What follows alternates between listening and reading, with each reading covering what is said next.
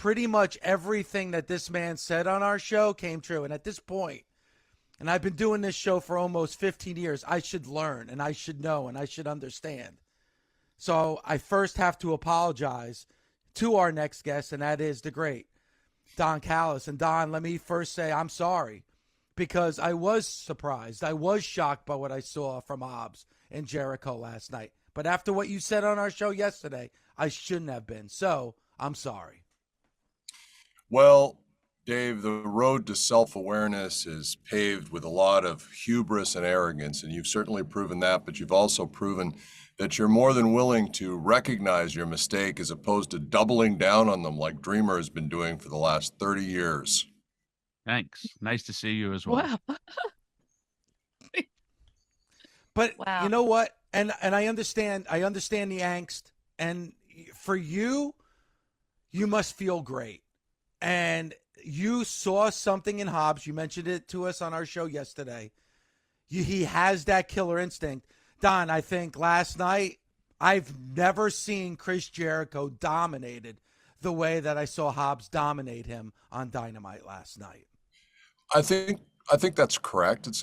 That's a good basic statement. I think that the larger statement is that Chris Jericho has not only been dominated by Hobbs, but if you've watched for the last few weeks, he's been dominated by me, much in the same way that Kenny Omega has been dominated by me. This is as I said yesterday, the Brady Belichick argument in reverse. I'm Tom Brady in this, and Kenny Omega and Chris Jericho are Bill Belichick falling apart, getting blown out at home. If this keeps going on, I don't know how much longer we're going to see either one of them, but I will say this. I've known Chris since 1990, wrestled him many times, been on the road with him many times, seen most of his matches. You're right. He's never been dominated by that, but I'm not surprised because I've had my eye on Powerhouse Hobbs for over a year. I went out to Oakland, tried to recruit him last year, and it's been a long process. Guys like Hobbs are slow to trust, but listen, Will Hobbs, he's a king of O-Town. He's the king of the streets. He's the man who brings the heat. And for Chris Jericho, Kenny Omega, and anyone else, Kota Ibushi, time to pay the boogeyman. That's it.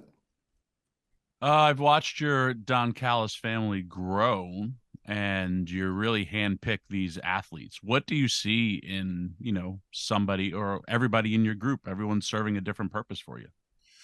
When you're going up against the greatest of all time, arguably Chris Jericho, and you're going against the man who I term the god of pro wrestling, Kenny Omega, you can't just go out there with some crew you've slapped together. So what I have done is I always said to you, Tommy, for many years, I'm not going to quote unquote manage or represent people just to do it. I'm only going to do the best. That's why I was with Omega, because he was the best. I made him the best. And now what I've done is I've recruited a family of super athletes, of perfectly bred, perfectly physically gifted athletes who are willing to allow me to do some of the thinking, who are willing to follow the strategic approach. So whether it's Will Ospreay, whether it's Konosuke Takeshita, whether it's Sammy Guevara, or whether it's Will Hobbs, all of these super athletes have one thing in common. They have got something athletically that makes them special. Hobbs has been a killer all his adult life, and he's been told to bottle it up. And I said yesterday, 50 years ago, someone like me with my IQ and my goals in life would have been locked up in a mental institution. They'd have tried to put me away. Now, thanks to wrestling, I can flourish. Hobbs has been told to suppress that killer instinct, and I have told him to let it flourish, and that's what it's going to do. We don't need to hold back. This is professional wrestling. No one's getting charged with assault here with Will Hobbs. He can do what he wants as long as we do it in that squared circle on Dynamite, and we're going to continue. Jericho was just a taste. I can't wait to unleash Hobbs on the rest of All Elite Wrestling, and it's going to happen. You're going to get to see it, and it makes me, as you can see, physically excited. It's a little gross. Very excited. And to quote what you normally would say, I don't deal with underneath talent like you, Dreamer.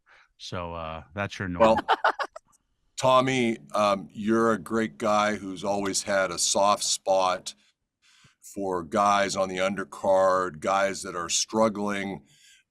I've never had the empathy thing. I don't understand it. To me, it's just a weak point, and it's been your blind spot for a long time. God bless you. You're a great guy. But I don't care about people's feelings. I care about results, and that's exactly what we've got. It's about following the game plan. These guys were all great athletes before, but now we have a plan. We do everything strategically. You guys tried to get Hobbs on here yesterday, and I put a stop to it. You don't just get to talk to the family without talking to the patriarch first. I have a question, and I probably already know the answer from your last answer from Tommy's question, but look at Tommy, but look at Tommy trying to like roll his sleeves up and flex on camera just to get himself over. You just can't help yourself. I was just adjusting my shirt because I'm sweating. Okay, I was. Why don't you get a shirt with longer sleeves, Chachi? Well, because when your guns are still this big at 52, it's hard. Sorry, I didn't mean to cut you off. No, it's fine. I understand. Chachi. I was thinking the same thing. There was a point where you were super close to Kenny Omega. There was a part in your life where you were very good friends with Chris Jericho. Did any of that flash before you when you saw Jericho on the mat like he was last night, where he had to be rushed to the hospital? Was there any point during the night last night where you felt just a little bit of emotion for a fallen friend? One of the chapters in the upcoming management book, Management Secrets of Don Callis and the Don Callis Family, is called See Everything, Feel Nothing. I haven't had those emotions in my life, so I don't know what they are. I can see when I watch people, whether they're grieving or at a funeral or something like that, I can see that that's what you're supposed to do, but I don't feel it. If I feel anything, I feel bad for Ted Irvin, Chris's dad. He's a great guy, as we all know, former NHL hockey player. Chris's dad always treated me kindly, even though others said, he's a psychopath, something wrong with him. Ted Irvin was always good to me. So I feel bad, but I guess maybe I'm doing to Chris Jericho what Ted Irvin wasn't able to do. Tell him it's time. It's over. Time to stop. You've had a great run. You're maybe the greatest of all time, but end it now and allow the ending to be the beginning for the Don Callis family and Will Hobbs. David, if I could share a real life story with Don, and this isn't a character, this is real life. Donald.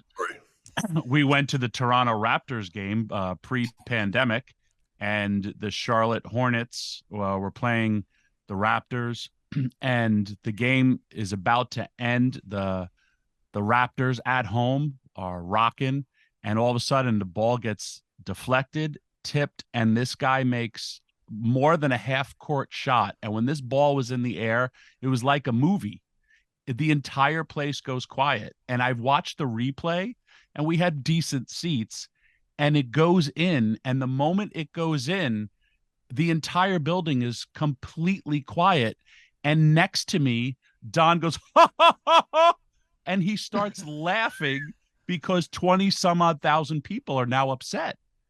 And you can hear his burst out laugh in this day. And I looked at him like, dude, you're going to get us killed. And he's like, that was tremendous. That was great. And I'm like, heel move. But that's really him. Like, he enjoyed other people's misery. And that was like, he just got so excited that everybody in the building was angry. It's like these interactions in the public are like science experiments for me, because I can't even imagine getting excited about a sports team and like Tommy does. And so when I see kind of the masses get all worked up, and you got guys like Dreamer or 50 years old plus wearing jerseys and their sleeves rolled up looking like they did curls in high school, and they're all so invested in this team. And the team doesn't care about them. The town doesn't care about them, but they're living and dying with a bunch of grown men playing a game. Yeah, I mean, I think it's fascinating to see how their worlds were ruined by one shot in a basketball game. And yeah, I found it amusing. And I found it more amusing that Dreamer was so uncomfortable that, oh, what are you doing? I'm going to look bad with my Tommy Dreamer iconic ECW shirt on so people recognize me. Oh, Yeah, that's exactly what I was wearing, Well, and wrist tape. And Mr. Callis, this brings up another point, and it's a little off the grid here, but since you brought it up, I feel now's the perfect time. One thing that Tommy and I have been going back and forth with since forever, and since Tommy's been a part of this show, is about his sports fandom. Tommy has an issue, or at least I have an issue with Tommy's fandom as far as that he has, 30 favorite football teams. He has, 28 favorite Major League Baseball teams. Like, most people, and Don, you included, there's a team that you follow. Tommy has a favorite team in every city. To me, that's an issue when you're not supportive of one team and you have multiple favorite teams. Do you find anything socially awkward with that at all? Tommy Dreamer is a very good friend of mine. If I had the capacity to love a person like Tommy, I would probably love a guy like Tommy. But here's the thing you have to understand about Dreamer. And I have no problem with this, by the way. Tommy Dreamer is a human wood tick. He will attach himself to a host and he'll suck the life or suck the overness out of whatever host he can attach himself to. I've seen it with young wrestlers over and over. Why is Tommy Dreamer out there giving the high sign next to the hottest guy in the company? How did he ingratiate himself into that shot? He's been doing it for 25 years. And he does the same thing just like as soon as a young wrestler is hot, Tommy he attaches himself to sports teams as well. It's why he is still working mud shows on the weekend. He's still popular. He's still in demand. Everyone loves this guy. It's the biggest con in the history of pro wrestling, the Tommy Dreamer, Saint Tommy, Tommy the nice guy. It's the biggest swerve in the business. Thomas. Yeah, biggest swerve going right there. Wow. Sorry to Those are expose strong you, words. Tommy. Sorry. Says the man who's attached himself to the hottest young talent in the industry. Continue.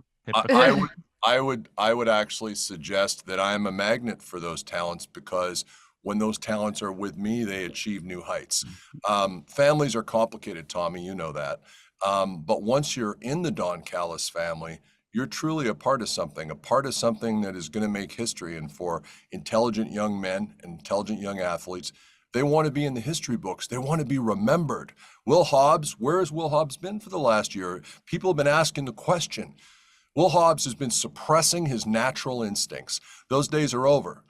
My fantasy, by the way, is that we come to New York and Will Hobbs runs into Tommy Dreamer on the streets. And I watch while Tommy Dreamer tries to rub up against Will Hobbs. Hey, buddy. It's okay, Tommy. We got you on our radar. Okay, Philadelphia, book it. But that is true, though.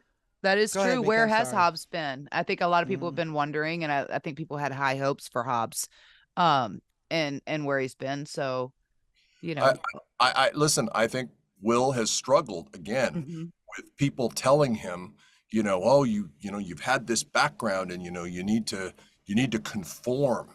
And people, I'm not talking about AEW. People in his life, his friends, his family, right? No, but he doesn't need them anymore because now he has a family that tells it to him straight. And that's exactly, I'm all about people getting therapy and getting help. But at the end of the day, you can listen to your therapist or you can listen to your family. And I'm here to be that resource for guys like Will to allow them. Why are we resisting because there's rules? Do what makes you feel good. That's at the end of the day. Do what you're meant to do. Do what you are put on this earth to do. Will Hobbs was put on this earth to hurt people. He's a stone cold killer, and he's going to be that for me and the Don Callis family for a long time to come. So is it Daddy Don or Father Don? Deep thoughts. People would suggest that wrestling has been in the past a patriarchal hierarchy. What I've tried to create with my family is a utopian place where each, according to his own ability, can give according to the needs of the rest of the family. So what we've done is we've kept the circle tight. There's no hangers on. There's no casual friends. It's family. So I don't consider myself the patriarch, the daddy, the whatever. I'll leave that to other people to say. Okay. What I am is the most successful person right now in professional wrestling because I have done all of this without putting myself at risk or others in my family. And we've only scratched it. Kenny Omega hasn't won a match in 12 weeks. When does that ever happen? That's because of me. The real god of pro wrestling, Tommy Dreamer, was never Kenny Omega. The real god of pro wrestling is me. And by the way, I've got a Last Supper painting being made up for you, Tommy, for Christmas. Just well, thank you. Yeah. When has this weird obsession with all this art become a thing for you, by the way? Well, you know, I've always been artistically inclined. Mm-hmm. Part of how I get out my anger is through my painting. Uh-oh. So sometimes I get busy and I decide I would like to paint a picture. And so that's my creative canvas. People use the word canvas. My canvas is literal. So maybe I'll do one of you, Tommy. I don't want to be like I would love to see this. Pig at the Last In a Supper. Borat thong. Yeah, Can we film it like Bob Ross while you paint it, Don? Live Listen, on YouTube. I have a lot of talents, and we're going to continue to unveil those talents as we go forward on AEW. And I'm very excited because I have a saying: we take in the family all that can be taken, and then we take a little more. So Jericho's down, but until I see Jericho out of wrestling, it's not over. We're going to keep laying it on and laying it on thick and laying it on hard until Jericho quits the business. That's it. So I'm very excited as we approach the holiday season to dole out more pain, more disappointment for wrestlers and fans of AEW. That's my Christmas gift to the world. That's not nice. Oh, that puts you in the holiday spirit. Mr. Callis, again, thank you so much for the time. I know this is a big day for you after what we saw last night. Again, my apologies for not seeing what we saw last night coming.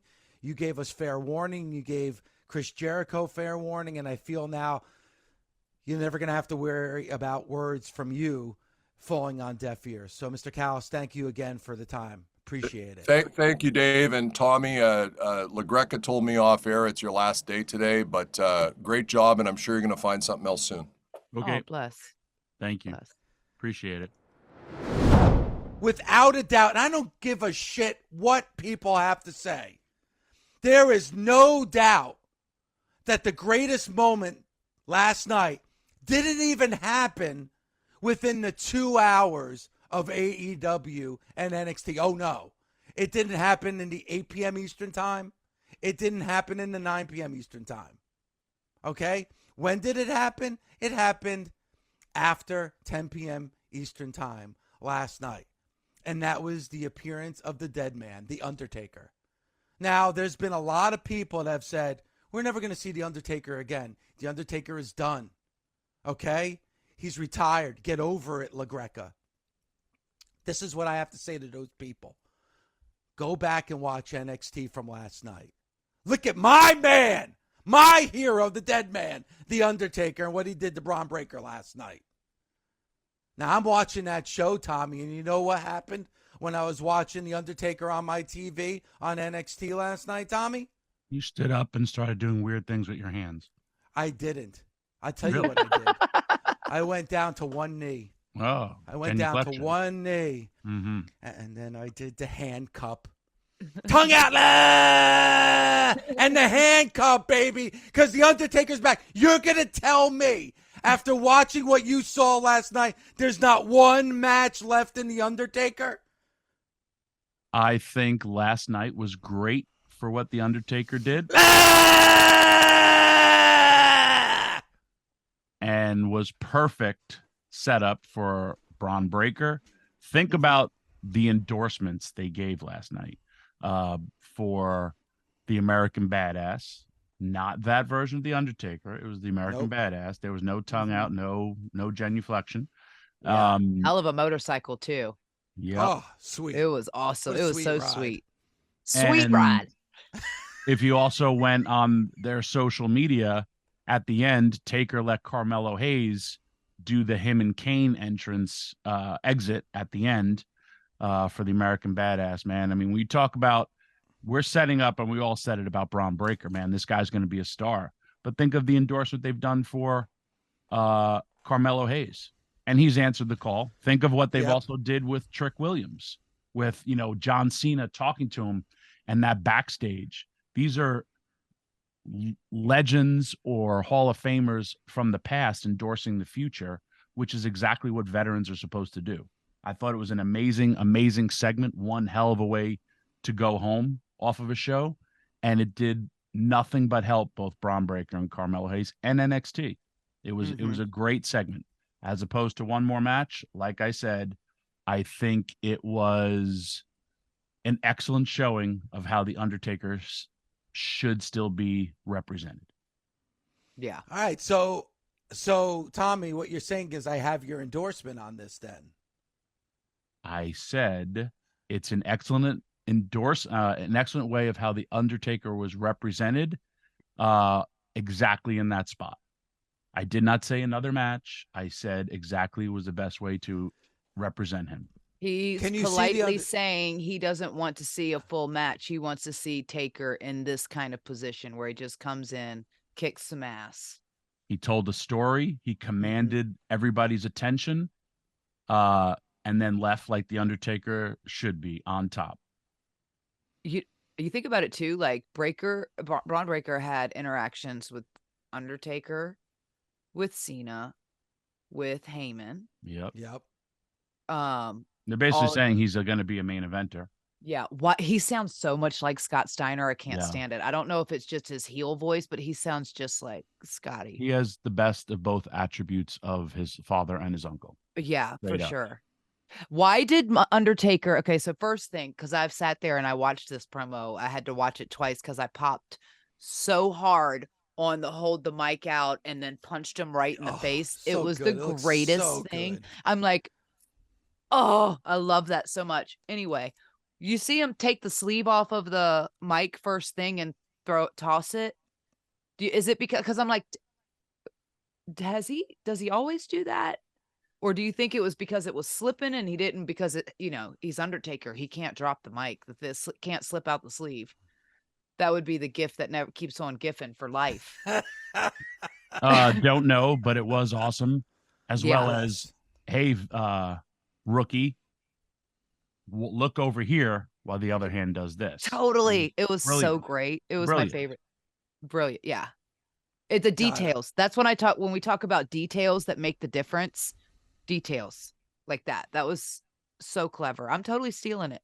And even commanding an audience without the microphone, telling everyone to be quiet so he can speak again. And everyone's like, oh, the Undertaker's talking. Right. Hence why a great representation of what the Undertaker, because when Undertaker walks into a room, when Undertaker controls a locker room, you all sit and listen to the guy. Yes. Because he's the Undertaker. Respect. And 100%. Great representation, what they did last night with him. And when a star is entering the room, go back and watch NXT from last night when his music hit. And it's obviously different now in 2023. Every single phone just got raised up into the air because everybody started taping that moment when he came out. And just the looks, the WWE says they love to put smiles on people's faces. Everybody was 10 years old again. That was at the Performance Center last night. Just smiles from ear to ear of everybody that was in that building.